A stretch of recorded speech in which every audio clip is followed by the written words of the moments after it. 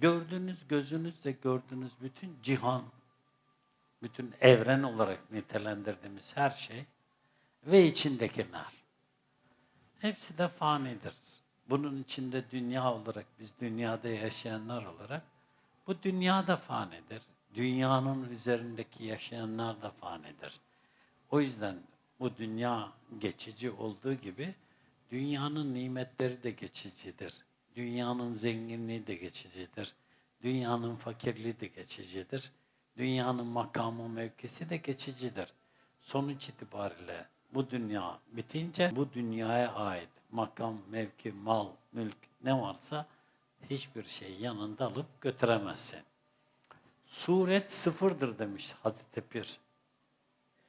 O yüzden normalde bu dünya madem ki geçici, sen normalde aradığını demiş, sebatlı, kararlı alemde ara.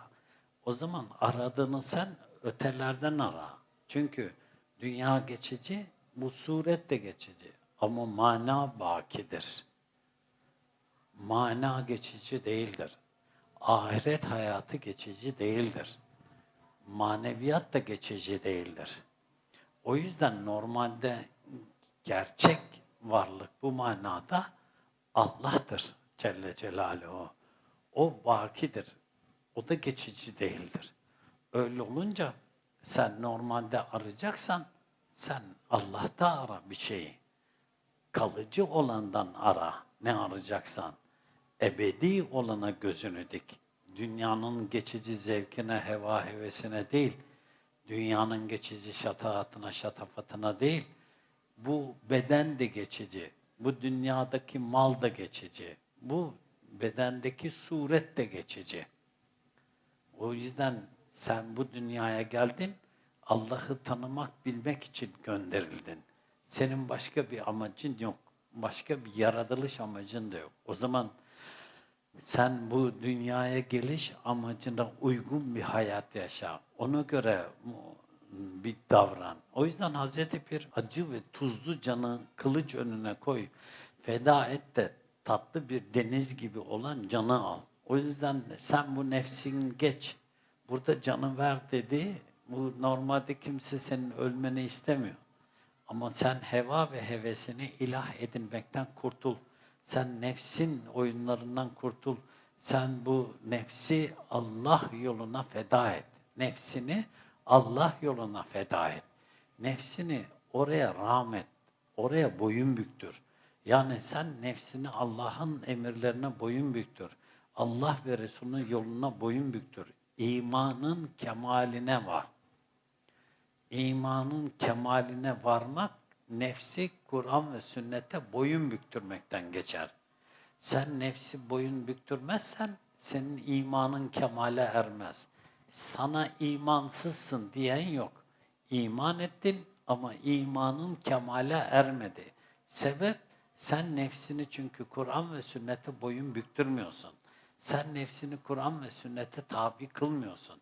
Sen nefsini kendi heva ve hevesine tabi kılıyorsun. Heva ve hevesinin peşinden gidiyorsun. Oysa bu dünya hayatı olarak her canlı ölümü tatacak. Herkes burada ölümü tatacak. Mecburi istikamet. Sen o ölümü tatacaksın. Sufilik ise ölmeden önce ölümü tatmaktır. O zaman bu neyle mümkün? Bu nefsini terbiye etmekle mümkün. Öyle aa demekle olmuyor bu işler. Veyahut da işte bir kedi köpeğe bakmakla olmuyor bu işler. Sen nefsini terbiye edeceksin. Nefsini terbiye etmiyorsan sen o zaman candan geçmedin. Nefsini terbiye edeceksin. Nefsini terbiye etmedikten sonra namaz kılmışsın, oruç tutmuşsun, zikrullah yapmışsın. Bunlar seni kurtarmayacak. Nefsini terbiye edeceksin. Eğer nefsini terbiye etmezsen o zaman sen bu dünyanın geçici heva ve hevesine kandın. Dünyanın geçici güzelliklerine aldandın. Sanki bu dünyada ebedi kalacakmış gibi dünyayla haşer neşir oldun. Allah muhafaza eylesin. Asıl hayat, ayet-i kerimede öyle diyor. Asıl hayat ahiret alemidir. O zaman sen asıl hayata kendini hazırla. Yoksa dünya bir oyundan, eğlenceden ibaret diyor yine başka bir ayet-i kerimede. O zaman sen dünyanın oyun ve eğlencesine kandın. Oysa dünyayı ahiretin tarlası yapman gerekirdi. Ama sen dünyaya ahiretlik tohumlar ekmedin. Sen yine dünyada çürüyüp gidecek, dünyada kalacak, dünyalık tohumlar attın. Dünyalık tohumlar atınca da o zaman sen dünya hayatında kaldın gittin, Allah muhafaza eylesin. O yüzden bir şey arayacaksan Hazreti Pir'in deyimiyle bu fanilikte arama. Arayacağını bakilikte ara. Yani sen ahirette arayacağını. Sen bu dünyanın peşine düşmüşsün, aradığını bu dünyada bulmaya çalışıyorsun. Değil. O zaman sen normalde manaya bak, sen surete takılıp kalıyorsun. Veyahut da vardır ya insanların suretlerine bakarlar. Suretine veyahut da insanın elbisesine, malına, mülküne bakar. Sen onun manasına bak. Manaya doğru yol yürü. Sen mana gözünü açmaya çalış. Mana gözünü açarsan sen insanların da hakikatini, eşyanın da hakikatine mazhar olursun. Mana gözün açılmazsa, yani kalp gözün çalışmazsa sen ne eşyanın hakikatine ulaşabilirsin, ne de insanların hakikatine ulaşabilirsin. Sen Allah'tan uzak insanları dost ediniyorsun çünkü mana gözün açık değil. Sen Allah düşmanlarını dost ediniyorsun çünkü manadan haberin yok. Bir bakıyorsun ki Allah düşmanıyla dost olmuşsun. Bir bakmışsın Kur'an sünnete iman etmemiş, imanı kemale ermemiş, imanı zayıf, onunla dost olmuşsun. Bir bakmışsın ki sen Allah muhafaza eylesin, küfre yardım ediyorsun, küfre hizmet ediyorsun. Mana gözün açık olmadığından sen hayırla şerli de ayıramıyorsun. Mana gözün açık olmadığından kim iyi kim kötü onu da ayırt edemiyorsun. Çünkü mana gözün açık değil. O yüzden Cenab-ı Hak hani hadisi şerifte Allah sizin suretlerinize bakmaz, mallarınıza bakmaz, kalplerinize bakar diyor ya. O zaman senin kalbinle ameline bak. Önce kendi kalbine bak ve kendi ameline bak. Başkasını bırak.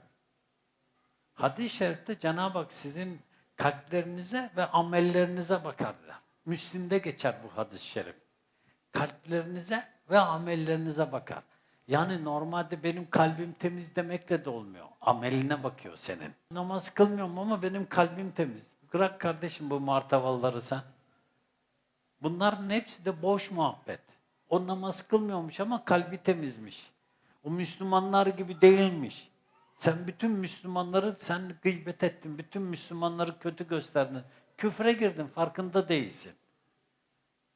Ben Müslümanlar gibi değilim dediğinde aslında dinden çıktın. Sebep?